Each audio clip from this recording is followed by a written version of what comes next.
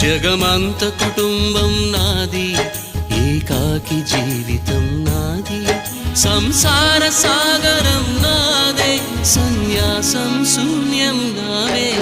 జగమంత కుటుంబం నాది, ఏకాకి జీవితం నాది.